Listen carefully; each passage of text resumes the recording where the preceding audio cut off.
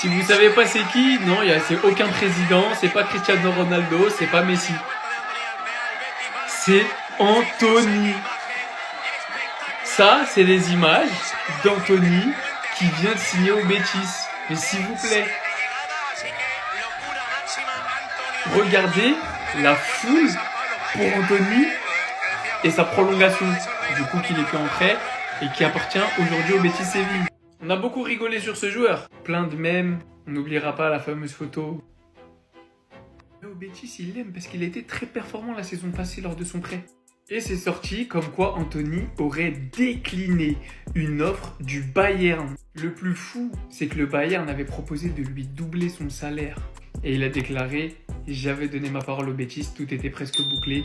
J'ai refusé par respect et parce que je suis heureux ici. » Oh, les émotions, les gars. Le football n'est pas mort. Mon football n'est pas mort. Des joueurs qui courent pas forcément après le salaire, qui sont prêts à rester dans des clubs où ils sont bien, à tout donner pour essayer de les monter. Le football, c'est ça aussi. On a vu à quel point il était malheureux à Manchester. Et vraiment, je lui souhaite tout le meilleur du monde au Betis. Angona enfin les nominés pour le trophée du joueur du mois d'août en Liga. Mais avant ça, je tiens déjà à vous informer que l'immaturité de Cristiano Ronaldo n'a toujours pas 40 ans. Regardez ce qu'il fait à Pépi. Là, on parle d'un homme de 40 balais, comme quoi l'âge n'est qu'un chiffre. Le plus beau dans tout ça, c'est que malgré toutes ces années passées, leur amitié est intacte. Ils ont toujours les mêmes délires et ça fait plaisir. Par contre, ce qui est bizarre, c'est de voir à quel point Pépé s'est adouci. Petite précision, cette vidéo ne date pas d'aujourd'hui. Et en parlant du Portugal, Ruben Neves s'est tatoué une photo de lui et Diogo Jota en son hommage. Donc comme vous pouvez le voir, il s'est tatoué ça sur le mollet. Et je rappelle que Ruben Neves, depuis le décès de Diogo Jota, il a beaucoup soutenu sa famille. On enchaîne avec le média Bild qui nous informe qu'Erik ten Hag est considéré comme le pire entraîneur des 20 dernières années par les employés du Bayern Leverkusen. Décidément, même à son départ, le gars il continue à prendre cher. On revient en Liga les amis, comme vous pouvez le constater, Xabi Alonso a été nominé pour le titre d'entraîneur du mois d'août. L'entraîneur de Bilbao a également été nominé. Ici on a les nominés pour le titre du meilleur jeune joueur du mois d'août en Liga. Et encore une fois, le Real Madrid est concerné, Arda Güler est nominé. J'ai pas trop suivi les autres, mais de ce que j'ai vu d'Arda Güler, il le mérite. Et pour le trophée du meilleur joueur du mois d'août les amis, voici les nominés. Sont nominés Nicolas Pepe de Villarreal, Nico Williams, Kylian Mbappé, Lamine Yamal et un dernier. De ce que j'ai vu pour l'instant en ce début de Liga, Nico Williams part favori. Le seul qui pourrait vraiment le titiller, c'est Kylian Mbappé avec 3 buts en 3 matchs. Bref, donnez-moi vos avis en commentaire. Le GOAT Anthony a été accueilli comme un roi les amis, vous êtes pas prêts? Et pendant son interview, le gars il a sorti des dingueries sur Manchester United tout en pleurant. L'histoire est juste folle. Comme vous le savez les amis, la saison dernière, Manchester United a voulu se débarrasser d'Anthony en le prêtant au Real Betis. Et le gars à son arrivée, on commençait à entendre parler de lui chaque week-end. Il enchaînait but sur but. Pour vous dire, grâce à ses performances, il a réussi à qualifier le Betis en finale de Conference League. Finale qui malheureusement ils ont perdu face à Chelsea. Et ensuite la fin de saison arrive, il fait son retour de prêt à Manchester United, complètement dégoûté. Il avait enfin connu une saison de vrai football dans un club où ils avaient plein d'amour pour lui. Là il fait son retour de prêt à Manchester United dans un club où on le traite de clown. Et pendant ce temps au Real Betis, le mercato passait et il n'y avait aucune signature. Ils ont eu des propositions de plusieurs joueurs mais ils n'en voulaient aucun. Le seul joueur qu'ils avaient en tête les amis était le GOAT Anthony, le joueur qui les a fait vibrer la saison dernière. Ils en ont eu marre d'attendre, ils ont déverrouillé la banque pour acheter définitivement celui qui les fait rêver. Here we go, Anthony au Real Betis. Un transfert définitif de 22 millions plus 3 millions d'euros de frais pour Manchester United. Et en plus de ça, Manchester United bénéficiera d'une clause de revente de 50% sur les bénéfices de la future vente, je le précise. Et là, le GOAT Anthony arrive enfin au Betis dans son royaume. Il était attendu à l'aéroport. Regardez la foule qui l'attendait les amis.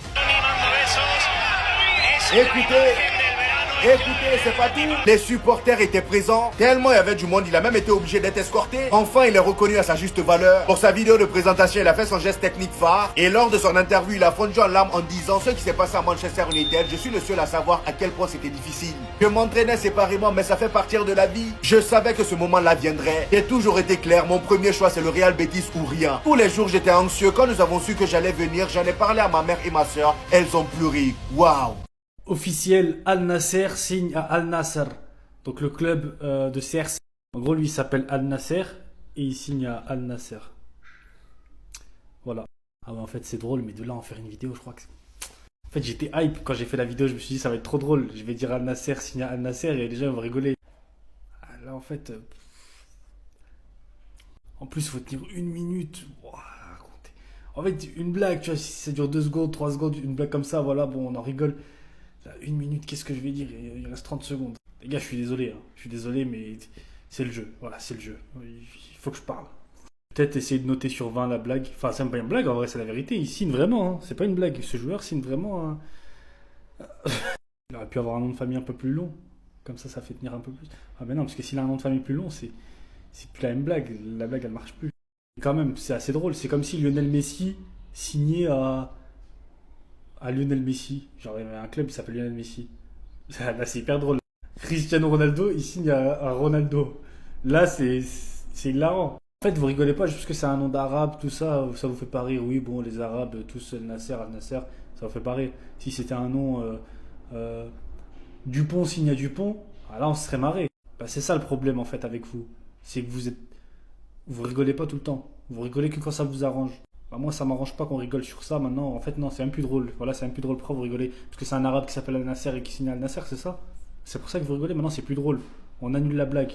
C'est une info. C'est une info que je donne, une info mercato. Celui qui rigole, il a honte de rien. Mauvaise nouvelle pour le FC Barcelone. Le match face au PSG n'est même pas encore arrivé qu'ils sont déjà en panique. Déjà dès ce matin, les choses ont mal commencé pour eux. Javier Gomez Molina, le directeur général de la Liga, les a allumés par rapport à Rooney Bardi. Il a tout simplement refusé la signature de Rooney Bardi en équipe B du FC Barcelone. Voici ses propos. Il dit: tu enregistres un nouveau joueur pour la B qui a un plus gros salaire que certains joueurs de l'équipe A. Là, ils sont en train de se faire dégommer, les amis. Ils se font gronder. Tu veux mon accord? Il va falloir l'enregistrer dans l'équipe A. Le gars, il a dit niet. Le pire dans tout ça, c'est que Rooney Bardi, le frérot, il a été signé seulement pour 2 millions, pas plus. Et malgré cette petite somme, il se retrouve quand même dans une galère pas possible pour l'inscription. Ah, vraiment, le Barça là, c'est pas possible. Pour l'instant, je sais pas s'ils ont trouvé un accord, on verra dans les prochains jours. Mais comme vous vous en doutiez, les amis, c'est pas le seul problème du FC Barcelone au moment où je vous parle. Comme vous le savez, le premier match du FC Barcelone, ça sera face au Paris Saint-Germain. Et là, ce matin, malheureusement, on apprend qu'Alejandro Balde s'est légèrement blessé à l'ischio-jambier. Il s'est blessé à l'entraînement, je le précise. Pendant que certains Barcelonais espéraient qu'il revienne avant le match face au FC Barcelone, le média AS vient enfoncer encore le clou. Après le média AS, Balde sera absent 3 à 4 semaines. Il est incertain pour le match face au Paris Saint-Germain. Et qui dit Balde absent dit titularisation de qui? De qui? Gérard Martin, youpi.